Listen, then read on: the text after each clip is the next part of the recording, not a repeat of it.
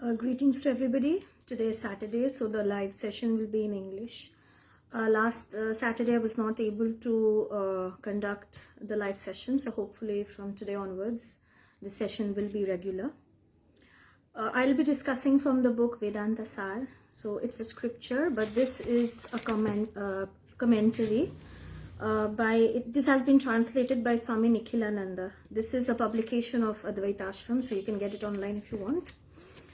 So today I'll be starting the discussion from the main book. Till now it was discussion from the introduction or the preface, the foreword. So every commentary or every translation or explanation, it starts with a prayer. The translator or the author usually offers their obeisances, their respect and greetings to their guru. That's how they start every commentary or explanation. Because in the spiritual path, Guru takes the primary position. He is held in a very glorious way, because without the Guru, there is no knowledge. This doesn't only depend on the spiritual path, but in every aspect of life, every path that we pursue, the Guru is indispensable. The role of the Guru is indispensable. Without the Guru, there is no knowledge, no matter what that knowledge is about. So I'll start with the introduction. This is the preliminary. I take refuge in the self, the indivisible, the existence, consciousness, bliss, absolute, beyond the reach of words and thought, and the substratum of all, for the attainment of my cherished desire. So every author or every translator, behind the publication of each and every book, there is a particular desire that the author cherishes. So since this is a translation on a scripture, I think the translator wants this scripture to reach more people, hence the translation, because there are many people who don't understand Sanskrit or Hindi or Bengali. So since the translator translated this in English, he wanted this scripture to be available worldwide, and so many more people can read the scripture and benefit themselves from it. So first he seeks refuge in the self, the absolute truth, which is Brahman or Atman. And he describes that absolute truth as indivisible.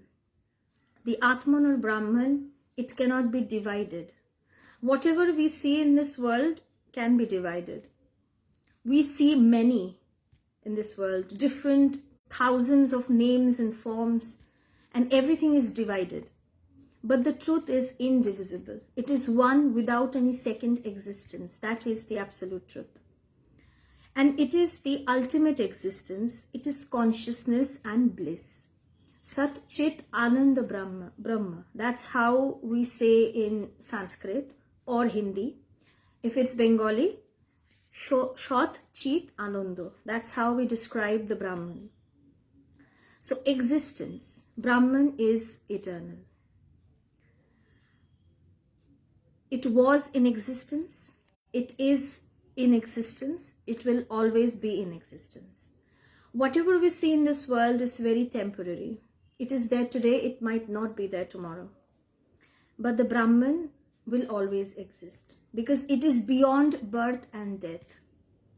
Everything that we see in this world, it was born or created at some point, and hence it will perish at some point. But since Brahman has no birth, it has no death. So it is eternal or ever existent. Then it is the consciousness, that is the absolute pure knowledge, and bliss. So this is why we find the saints or sages or spiritual people, they are always blissful, because they have attained the true self. So it is the embodiment of bliss. It is bliss itself. And it is the absolute. It is beyond the reach of words and thought. Now this might be a bit shocking, because in the scriptures we use words, we use phrases, we use statements to talk about the truth. Every scripture that we see, every scripture is an attempt to describe the truth, and to direct humanity towards that truth, to direct mankind towards that truth. But here it is been said that it is beyond the reach of words and thought. The Brahman, it is beyond words and it is beyond thought. Then how can we attain it? Because all we know is words. Every inference or every perception that we get is through words. Words are the basic medium that helps us or gives us explanation about everything. But since the Brahman or Atman is beyond words, how can we understand it? And every scripture has used words to explain the Brahman. And it is also beyond thought. Whenever we want to come to a conclusion, we think. There is reasoning, we contemplate, and then we come to a conclusion. Whether it's true or whether it's false, what's the meaning behind it, everything. But if the truth is beyond thought, is it possible to know it? Of course it's possible, otherwise the ancient saints and sages will not have talked about it and the scriptures would have been obsolete. So it is very much possible to reach the state that is beyond words and thought. Throughout our lives, we remain within words and thoughts. Our entire mind is engulfed with thoughts. We think all the time. Irrespective of whether we realize it or not, we are always thinking about something or the other. So this might seem something that is impossible. This might seem unbelievable, that there is a state, there is a place which is beyond thoughts. But it is possible to reach it. And this book will give us the steps that will help us to reach that truth. Every statement or every word that we find in the scriptures, it is just direction. It is just a direction towards the truth. Scriptures can only point us towards the truth. It is not the truth itself. Scriptures are references. It is similar to the signs that we find on the road. When we cross certain points, we find the name of the place that we are crossing. So this is how we know which place we are in, how long it will take for us to reach the destination. So every sign that we find on the road, it tells us the place and the stoppages that is upcoming and the distance that is left for us to cross to reach that particular place. For example, when we take the road to Birati, Birati is where my Master Bhagwan is residing. So there are signs that if you want to reach the airport, 10 kilometers is left. Then it keeps on decreasing the more we advance. 5 kilometers, 4 kilometers. So these are indications. This indicates how close we are to our destination. So the scriptures act as the road signs. It indicates how close the truth is.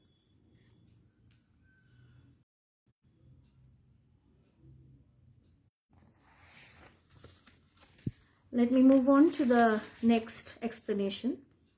Having worshipped the Guru, who on account of his being free from the illusion of duality justifies the meaning of his name, I undertake the task of expounding the essence of the Vedanta according to my light.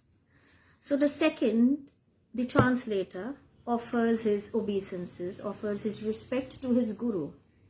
Otherwise, he would not have been able to translate this book altogether. So he acknowledges that it is because of his Guru that he is being able to do such a monumental task, which will help lots of people to understand Vedanta Sar, which was initially in Sanskrit. And this is why he offers respects to his Guru, who is the source of all his knowledge and accomplishments. Many people ask this question, is it not possible to pursue spirituality, to realize the truth without a Guru? very sorry to say, it is not possible.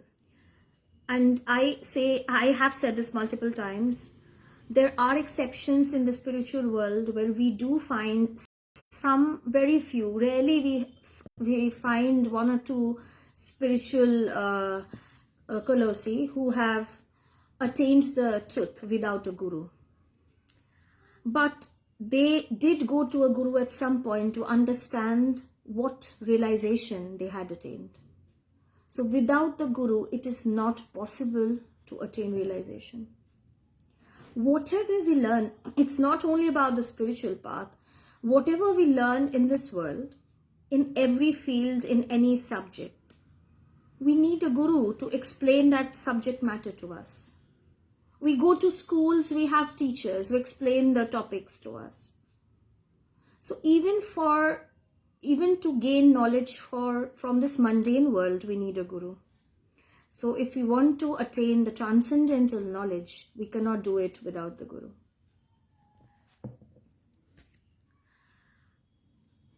Yes, that's exactly what I mean to say. Thank you, Shumana Chatterjee, for this question. The scriptures will guide us. It's just a medium that tells us about the truth and how to reach it. But even the scriptures will not be able to talk about the ultimate because it is beyond words. So something that is beyond words, how can we explain it through words? It is not possible. So it's just like the road signs. It will tell you how far you are, how much longer you need to drive further to reach your destination. It will not actually help us to reach the truth. But this is where the role of the guru comes, He makes it easier for us. It is actually the guru who takes the help of the scriptures and guides the disciple towards the truth. So he is like the driver and we are in the passenger seat. It is the guru who is helping us to drive. He's helping us to reach the destination. So this is why the guru is important. It is the guru that actually helps us. But the scriptures, it acts as a guide, of course, but ultimately it is the guru. The guru carries the key. And that is the key, and that key is the only key that we need to open the door. The door that leads to truth. So in the Vedas, you will find this in the Vedas itself. The Vedas gives an extensive explanation. It extensively discusses about the truth. But at the end, you will find that the Vedas are asserting that if you want to reach the truth, you have to go beyond the Vedas as well. You have to go beyond me. This is a citation from the Vedas. Because through words, it is not possible to reach that place. It is the guru that helps you. So this is why the translator, Swamiji, he is offering his respects and he is dedicating his work to his guru. Because without the guru, his accomplishment wouldn't have taken place at all. This is the tradition of spiritual path. This is the tradition. Spirituality, it has been transmitted from the guru to his disciple through different generations. That is why we still get Vedanta, otherwise it would have become obsolete at some point. Well, it was, thanks to Ved Vyas, he saved mankind. He decided to note down the Vedas because before it was in the form of Shruti. Nowadays, our brain, it's losing capacity. We don't tend to remember half of the stuff that is happening in our lives. But before, everything was in the form of Shruti. Every teaching, the disciples used to listen from their guru and they used to retain it in their memory. And then they used to transmit it to their disciple. But since this was creating a problem in some way or the other, because the retention was not happening properly, Vedyas felt that it is necessary to note down everything so that we can preserve this knowledge. So nowadays, this is why still now we are finding the scriptures and we are getting the explanations from it. So this lineage, this parampara, this is what we say, this parampara, the lineage of guru and disciple, the entire spiritual path, the entire spiritual world is based on this lineage. So without the guru, there is no knowledge.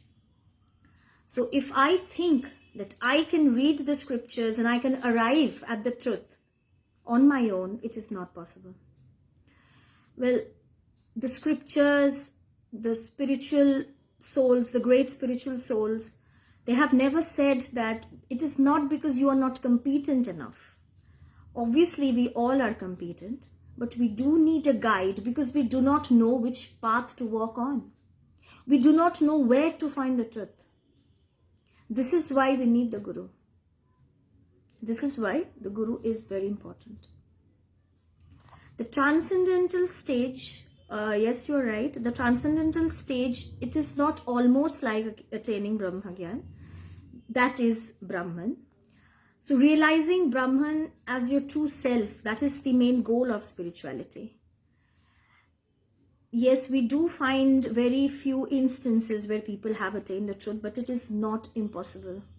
More so because my master is still there, and it is after going to him that things have become easy and very much possible for me. So we cannot say that it is rare or it is not possible. Otherwise, the scriptures wouldn't have been there. The scriptures would not have talked about it. The scriptures would have said that nobody can attain it, just read about it. It is very much possible to attain the truth. It depends on whether I want it or not. If I want it, I will be able to attain it. It's simple as that. It doesn't take much to realize the truth because I am Brahman. I am already that. It is not something that I have to gain from somewhere. It is not something that I'm going someplace, I'm looking for it and then I'm taking it for myself. I am already that. That is my true self. How difficult can it be to attain it? We think that it is tough, but it is not. Once we start walking on the path, we will find that the path is very easy. It's just a straight long road. There are no turns. It's just going straight. You don't need to you don't need to search for it that much. It's very much attainable. It's not a complex path. You just listen to your Guru. And the most important thing, you should have an intense longing for that truth. And once you intensely long for it, once you intensely crave for it, you will be able to attain it. Because that is you, that is your true self. It's very foolish of me not to realize who I really am. So it is very much important to know this truth.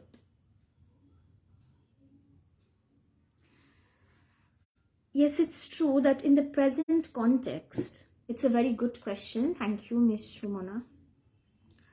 I'm so sorry I'm not using any honorifics because I cannot give an estimation of your age. So I'm using Miss. I hope you're okay with it. There are multiple questions that people ask me regarding the prevalency of this parampara at this present age. This era is very complex. We don't have much time for this. But we should have time for truth. We should have time to know the truth. Know what is the real truth. We should find time for this. If somebody tells me that I know of a treasure, a hidden treasure, and I want you to get it, will you say that I don't have time? Obviously, you will be curious about the treasure. And once you find it, you know that you won't need to earn, money anymore. You won't need to work hard. Once you get the treasure, you will be rich. So you can't say I don't have time for it. You have to go and look for it. And you have the map as well that points you towards that treasure. So in this present context, it is actually not hard for a disciple to meet the Guru. You know, the scriptures say that if a disciple intensely craves for truth, it is the Guru that comes to the disciple. The disciple doesn't need to go and search for the Guru. Very interesting. Once you long for the truth, the Guru will come to you. And there are various instances about this. In this present era, that the time doesn't matter, you know. It doesn't matter whether it is this era or it's a different era. The truth is the truth. It is there all the time. If I want it, I will attain it. Simple. If I don't want it, I will not have time for this. I will not look for a Guru. Surprisingly, I met my Guru when I was 12. I was very young. I didn't even want a Guru because I had no idea about the truth. Well, when you are 12, that is not your subject, so I'm not at fault. I was very young to understand spirituality at that time. I never looked for my Guru, but he came to me. So that's his blessing. And my Guru is still there. People ask me, which Guru can I go to? Where can I find a Guru? I have not known other Gurus. I have known my Guru, so I always talk about him. So if you want, you can visit him. And after meeting my Guru, I found everything that I wanted to find and what he wanted me to find. So it is not impossible. In this era, I am a girl from this era, right? I'm not from Satya Yuga. I'm very much a modern girl. In this era, I am pursuing spirituality, and because of the grace of my Guru, there has been some spiritual attainments and realizations. So it is possible. Otherwise, I wouldn't have talked about this here. It's very much possible. But I have to long for it. It depends on me whether I desire it or not. If I want it, I will get it. Thank you so much for your question. So now let's move on to the subject matter of Vedanta. That is the topic for today. So what is Vedanta? This is a very important question since we are discussing about Vedanta. So Vedanta is the evidence of the Upanishads. It is Upanishads. It is not something separate from the Upanishad. First, let me talk about what the Upanishad is. The meaning of the word Upanishad means Upanishad, sitting at the feet of the Guru and attaining that ultimate knowledge. That is Upanishad. When you are associated or when you are closely connected with the Guru, that is when you attain the truth. And that is Upanishad. And Vedanta is the essence of Upanishad. It is the evidence. Upanishad is talking about that ultimate knowledge. And Vedanta is the culmination, that you can truly attain it. It's not just a thesis, it's not a theory. A theory is a probability. It's something, whenever we provide a theory, it's an assumption that it might have taken place. It's a probability. It's not a conclusion. But Vedanta is not a theory. It is the ultimate culmination which depends on direct realization.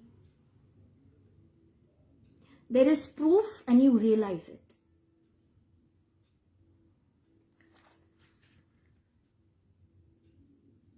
So it is the evidence of the Upanishads. So first the Upanishads, it is talking about the truth, and Vedanta helps you to attain it.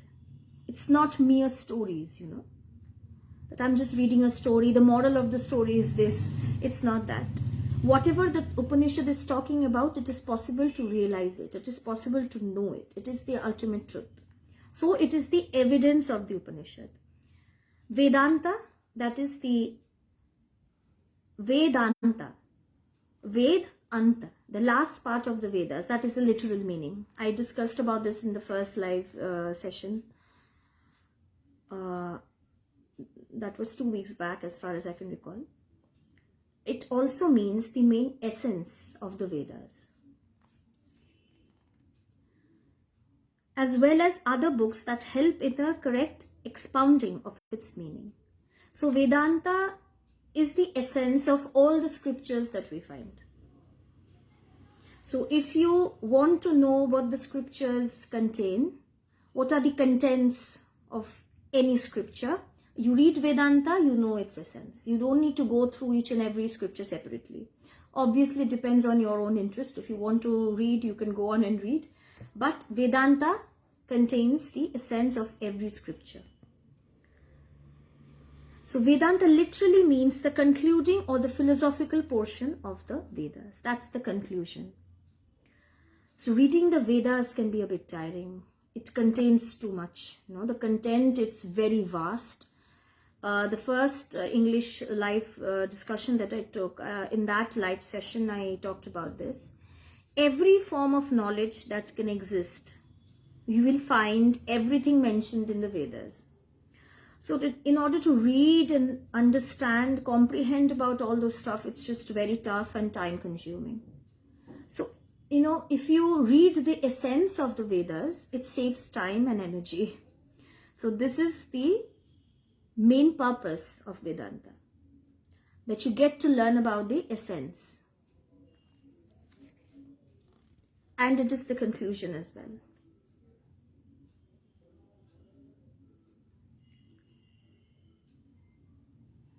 Let me first answer your question before carrying on. Today's situation, there are knowledgeable masters guiding people at different platforms. We have a choice to listen and guide ourselves to find the truth. It is okay, and we do have lots of speakers in different platforms, but just confining spirituality in online platforms, that's not how you attain the truth. I think the truth, this is why I am really inclined towards the traditional method, like going to the guru, sitting at his feet and hearing it, face to face from him. I think that is more impactful. That works better.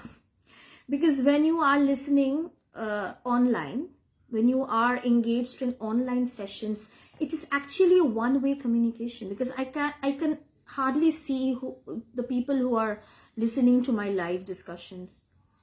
There are just bubbles. I can't even see the face. So there is no connection happening. There should be a connection with the guru.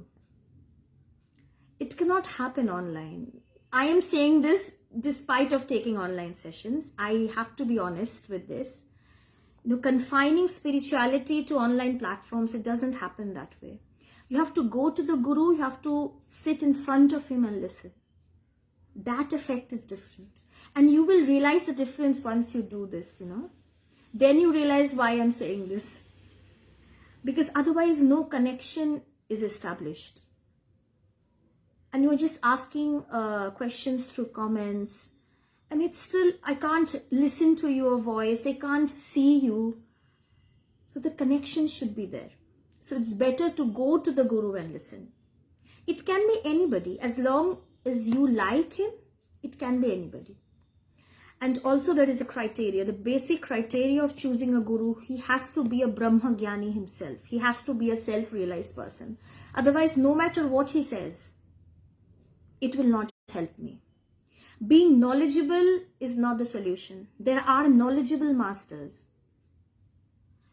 Being a scholar will not help. You have to be self-realized. There is a difference between a scholar and a self-realized person. A scholar has mugged up every shlok or hymn that is there in the scripture, but has not realized the content. So how will it help me when I listen to him? Because he doesn't know the truth himself. So the master has to be self-realized. Otherwise, he will not be able to guide you. So we have to be careful about this. Otherwise, it's just going to be a waste of time. A self-realized guru, that's what we need. Fortunately, I got my master, Bhagwan. And fortunately, I didn't have to look for much. Because the moment I saw him, I gained a lot of things.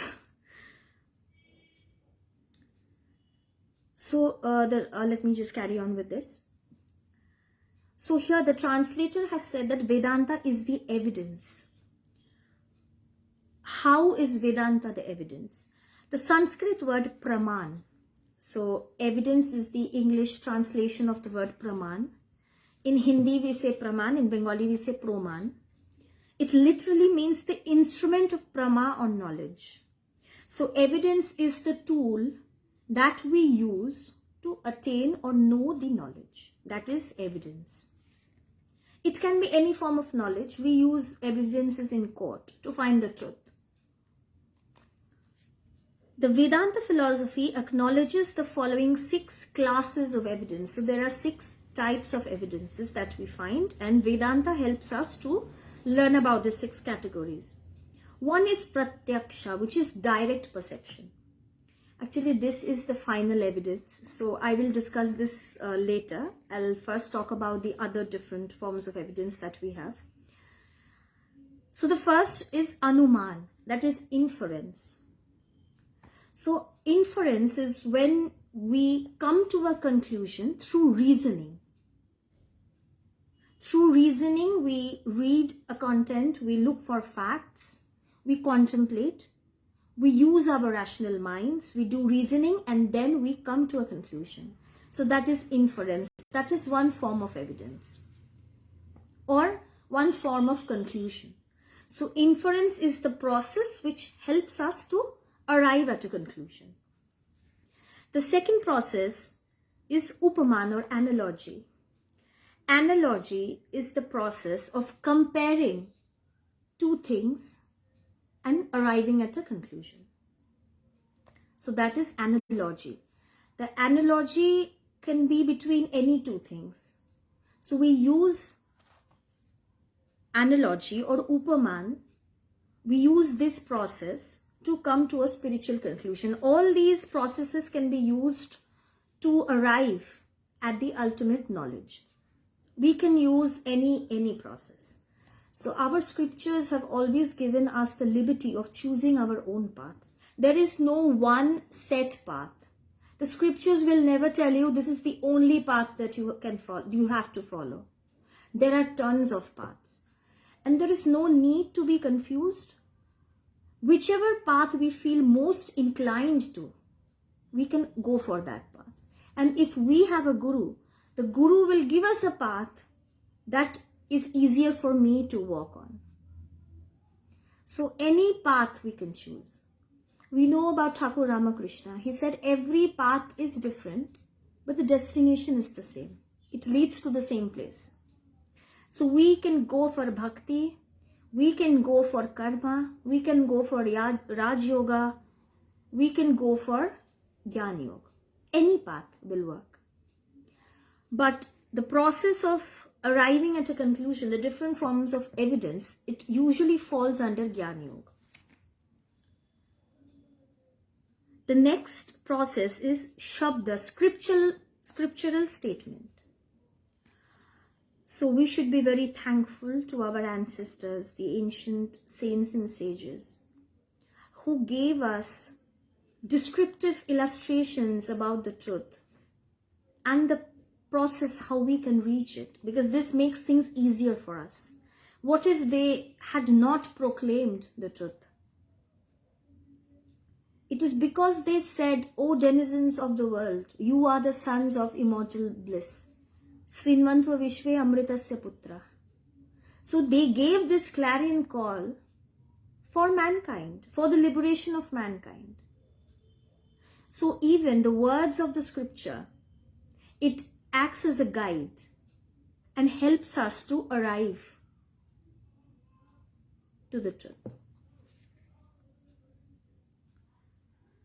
The next process is arthapatti or presumption. So sometimes when we listen to spiritual talks, those talks or discussions helps us to form an assumption or a perception of the truth. We assume. Presumption means probability, that probably the truth exists. We listen to the talk, we contemplate on it, we try to find reasoning, and then we presume that yes, maybe it is probable that the absolute truth or Brahman exists. Then comes anupalabdhi or non-apprehension. So non-apprehension means the lack of something, the absence of something. Like cold is the absence of heat. So we contemplate about the absence of this world. I'll give you an example of this process, anupalabdhi. When we sleep very deeply, when we are in deep slumber, we do not apprehend the existence of this world when we fall asleep. So when we are in deep sleep, this world is absent. We do not feel this world. So the ancient saints and sages, they used this process of anupalabdhi to come to the conclusion that the existence of the world is temporary, because it does not exist in every state that I experience. The world that we see, we only feel it when we are awake. We do not feel the world, we do not realize the existence of this world when we fall asleep. This itself makes the existence of this world temporary. Because that which is true, that which is the absolute truth, will exist in every state, and I will feel it in every state. That is the truth. It will never go out of existence. So the saints saw that they are unable to feel this world when they fall asleep deeply. This is anupalabdhi. This helped them to arrive at the conclusion that the world is not the absolute truth, it is relative truth. It exists because it is related to me. Because when I wake up, that is when I see the world. It is related to me. When I fall asleep, it is not there anymore. So this is how, these are the various processes that we can opt, we can choose to arrive at the absolute truth. These are the different forms of contemplation. And the last one, which I read first, that is pratyaksha or direct perception, that is self-realization, where you directly realize that truth. And then you know that whatever the scriptures have said, whatever spiritual leaders, the gurus are saying, are all true. Swami Vivekananda, when he was Narendranath Datta, he went to Thakur Ramakrishna. He asked a question, have you seen God? Can you help me realize it? Thakur said, yes. I have seen him and I can make you realize it as well. Because Thakur had directly perceived the truth. This is why, after going to him, even Swamiji attained that truth. When you directly perceive it, nothing can convince you otherwise. If somebody asks you, if somebody tells you that Sudeshna doesn't exist, you will say, no, this cannot be true because I have seen her speaking. I have directly seen her. She does exist. No matter what people say, I will not believe anybody because I have directly seen her. So this direct perception, this is pratyaksha praman, where you see it for yourself, you feel it for yourself. That is the ultimate evidence. Once you directly perceive it, you don't require any other evidence to point you towards the truth. This is self-realization. So these are the different forms of process that we can follow to arrive at the truth. The evidence furnished by the Upanishads falls under the Shabda Praman. So Upanishad or Vedanta, it is Shabda Praman or scriptural statement. So Vedanta, it is a scripture. The process, there are 3 types of processes that Vedanta follows. Sravana, Manana, Nididhyasana. Sravan means listening. Listening from the Guru. The discussions of Vedanta. The explanation of Vedanta. And listening doesn't mean just mere listening. Like the Guru is talking, I'm thinking about something else. It's not that. Listening intently with rapt attention. Each and every word that the Guru is uttering. Because if we listen properly, the manana, the second stage, it will happen automatically. Manana is contemplation. It is cogitation or rumination, meditation. If we listen properly, those words will keep coming back to me. It will compel me to think. And if I don't listen properly, I will not think about it. This is why students who fare well in school, they are the ones who listen to their teachers with attention, rapt attention. They are always engaged in the discussion. So we have to engage ourselves. I find many people telling me, I listen to spiritual discussions while I'm working and doing household chores. You don't listen to spiritual discussions like that. You put your focus, your 100% focus on the discussion. Otherwise, you're not listening to it. Either you finish your household chores and then you sit down with the discussions, or you keep your chores for later. Because the discussions are not going to be going on for the whole day. Either for 30 minutes or an hour or so. So just take some time out from your schedule and put your focus on the discussion. You have to hang on to every word that is being uttered. Only then will the contemplation happen properly.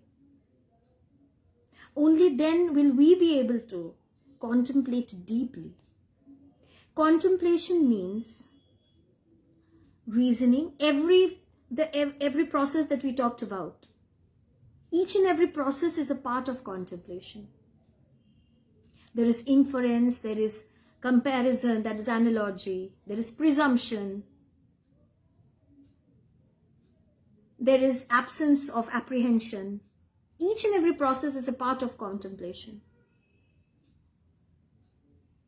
Only when we listen properly can we meditate properly.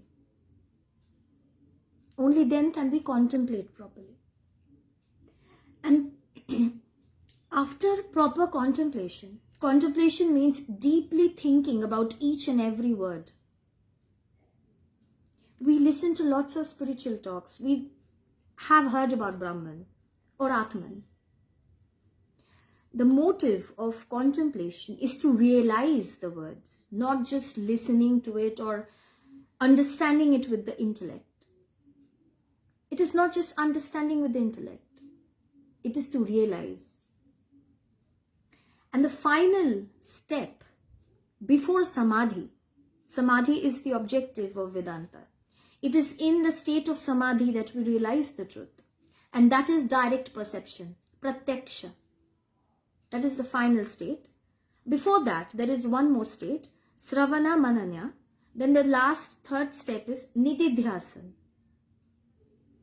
And that is the involuntary contemplation that goes on within someone 24/7. So contemplation is voluntary. We take some time out, we sit down, we try to meditate and think about the truth. We try to think about the principles of Vedanta. So contemplation is voluntary. Nididhyasana is involuntary. So continuous practice helps us to reach Nididhyasana, where we keep on thinking. It is just going on within. It's a continuous process without any effort. The thoughts just keep on, the contemplation keeps on going.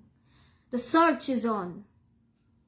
It doesn't depend on whether I'm sitting down or standing, whether I'm actively looking for it or not. The search is on. The focus is always within. This is Nididhyasana.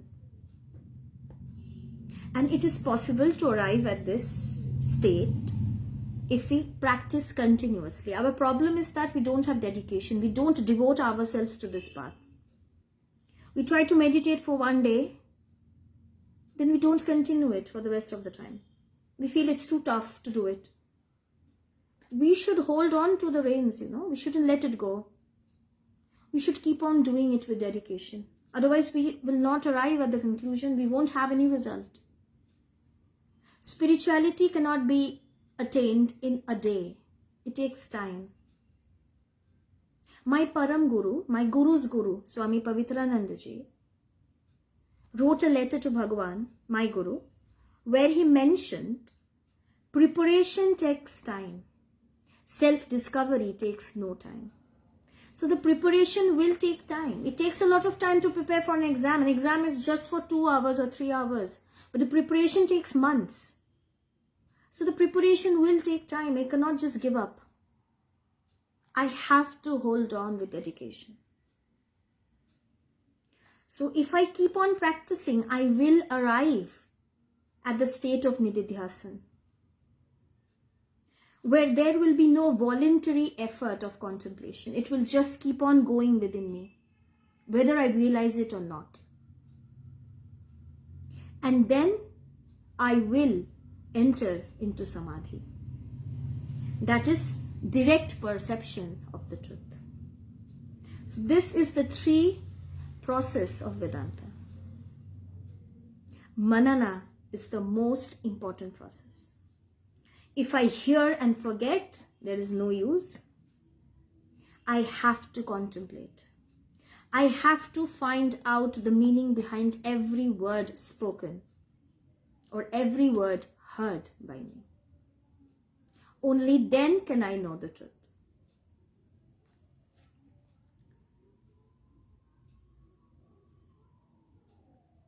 On account of its being a Prakaran treatise of Vedanta, the Anubandhas, preliminary questions of the latter, serve its purpose as well. Therefore, they need not be discussed separately. So Vedanta, it's said to be a Prakarana treaty. So what is a Prakaran treaty? Prakaran means a book which deals only with a particular part of a scripture. So like I said, the Vedas or the scriptures, Vedas, that is our primary scripture, it contains of a lot of stuff which can be very confusing when we read it. So this is why Vedanta deals with a particular portion of that scripture or the Vedas or the Upanishads, which is the absolute truth and the ultimate statement or assertion or proclamation of every scripture. So Vedanta just deals with a particular portion and gives us a proper explanation of that. This is why it is considered to be a Prakaran treatise.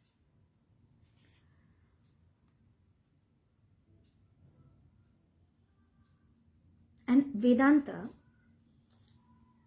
first when we start reading it, it will help us to find the answers to some questions. It helps us, and if we do not know about those questions, it will compel us to think about those questions. That is the beauty of Vedanta. It compels you to think. Even if you don't want to think, it will compel you to think, because it's a very interesting subject once we get to know it.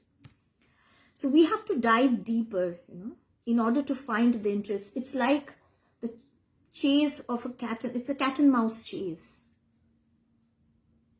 So people who are inclined towards Vedanta, they feel like detectives. I myself felt like a detective. It's as if I was searching for a criminal. I was trying to uncover the truth within me. And trust me, there are criminals within us. Don't take this literally. I'm not saying that we are criminals, but our mind, it's the greatest criminal of all time. Because it is the mind that kills our happiness and peace. So it's a criminal from every aspect. So the preliminary question of Vedanta, it is the determination of the competency of the student. who deserves to learn Vedanta? Are we all competent enough to learn Vedanta? This is the first question that arrives before we start learning Vedanta. Will I be able to learn it? Is it tough or not? What is the subject matter of Vedanta? What does Vedanta deal with? And why is it necessary? These 3 to 4 questions are very important to us. I will not be discussing the answer to these questions in this live session. It's going to take a lot of time. But we will be conducting more live sessions and we will arrive at the answer as well. So there is no rush. But the answer to the first one, in brief, are we competent enough? The scriptures provide us vast explanations. It gives us the different criterias that one needs to fulfill in order to learn Vedanta. But in this current era, it is not possible for us to fulfill all those criterias. And at the end, it's not needed as well. Because if you have a proper guru, the guru makes you competent. You don't have to work so hard. Like I have seen my master Bhagwan, he has never checked the competency of his disciples or followers. He has taught us Vedanta, and irrespective of anybody's competency, people have realized something or the other after going to him. So my master has made things easier for me and for us. So competency is needed, but we don't need to worry much about it. So after discussing, if we feel that, oh my God, I do not fulfill any of these criteria, so don't I deserve to know Vedanta? Do not worry. Everybody is competent. Even if I'm not competent now, I can practice and I can become eligible. The more we practice spirituality, the more competent we become. So there is nothing to worry about. The subject matter of Vedanta. I have talked about this countless times. Let me mention this again. The subject of Vedanta is Brahman or Atman or me, myself. I am the subject matter of Vedanta. Why am I saying this? Because I am Brahman or Atman. Vedanta helps us to know our true self, and that is its only subject. And why is it necessary? It is necessary to learn Vedanta to find peace and happiness, which we do not find in our lives. No matter what we do, no matter what we attempt to do, peace, happiness is never the result. It is all because we do not know our true self. We consider ourselves to be limited, finite beings with lots of setbacks, with lots of limitations, with discontentment. We consider ourselves to be unfulfilled. This is why we're constantly seeking something or the other. But once we study Vedanta, we realize that whatever we have thought about ourselves until now, everything is false. We are already fulfilled. We are always content, always fulfilled. We are the embodiment of peace and bliss, and we need nothing to fulfill ourselves. We are complete. This is why Vedanta is necessary. This is why Swami Vivekananda had said that Vedanta is the need of the hour, because this is the only subject that can lead us to happiness. There is no other way. Even the scriptures tell us, Nanya Pantha, apart from spirituality, apart from Vedanta, there is no other way to find happiness and peace. This is the only way, and this is why it is necessary. I have just briefly answered the questions that Vedanta asks or teaches us to ask. Every answer will be explained in details in the following chapters. But today I will end the discussion here. Next Saturday I will continue with the discussions, the different explanations of different shlokas or hymns that is there in this book, that deals with competency, that deals with the subject matter of Vedanta in depth, and also the necessity of Vedanta and why we need it. So we will have further discussions, but today this is where I would like to end my discussion. Let me just go through the comments.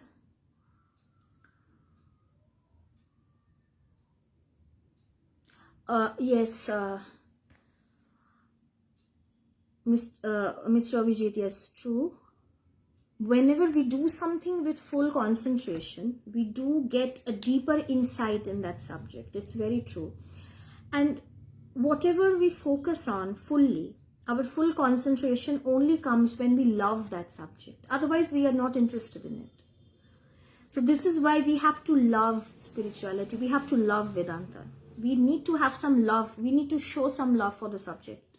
Otherwise, it can never attract my attention.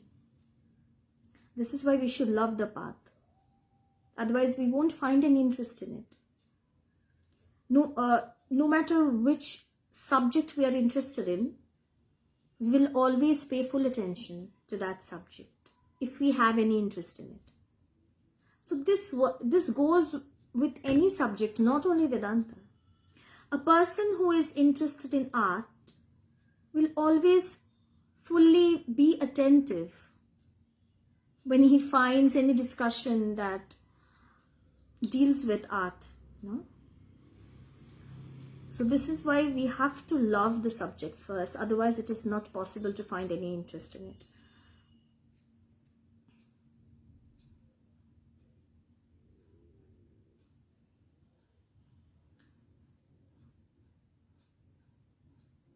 Philosophy is a wonderful subject. I really wanted to take that up, but thankfully I found my guru, so I didn't need to read or study philosophy separately.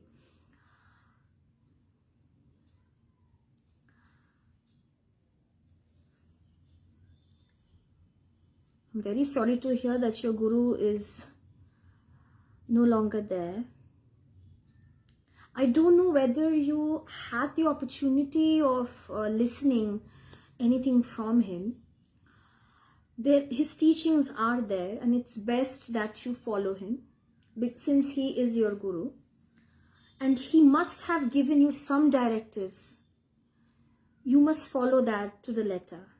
Everything that he has said, word to word, must be followed.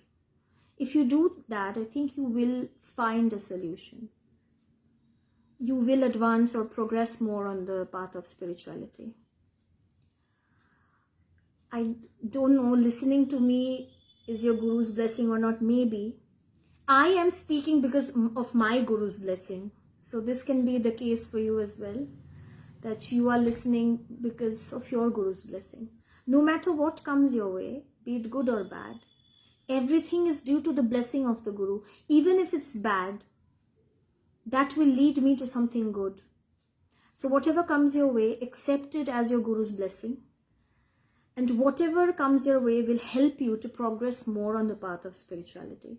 So the more you surrender to your guru, irrespective of whether he is there or not, the guru is always there. The guru is not just the body. He is Brahman. So he is omnipresent. He is there all the time. So the more you surrender to him, the door will keep on opening unto you.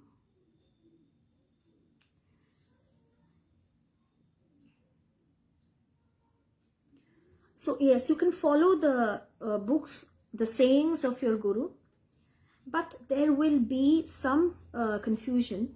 Sometimes you will find that you're stuck somewhere. It is not bad to go to another guru to just clear your doubts. Your dedication will always be there with your guru. Yes, the guru's form and name can be separate. Your guru's name is Ranganathanandaji, and he had a certain form. And other guru's name can be something else, and he might look different from your guru, but the guru is a guru. Guru is a state where there is no ignorance, only knowledge. So if you find yourself stuck somewhere, you can go to somebody else and just ask for advice. If you find somebody, take it as a blessing of your guru. He's always there with you. So you don't need to worry. If you want to know the truth, your guru will help you in every way possible. Trust me, this happens. It doesn't matter whether he's living or not. Like I said, the guru is always there. So if you intently long for the truth, you will find help from everywhere. Nothing will be able to stop you. And I will be more than grateful if my discussion provides even if a little bit of help to the people who are listening. That will be more than enough for me. This is the reason why I started speaking in the first place, why my guru made me, start talking online, so that through online discussions we can reach more people, we can spread spirituality to more people. I hope this discussion was fruitful. I would like to end my live discussion with this. I hope it will help everybody in some way or the other. In the next live discussion on Saturday, I usually speak in Bengali on Tuesdays and Thursdays. Saturdays, it's only a live session in English. So I will continue further with this discussion. Until then, goodbye to everybody. Please take care.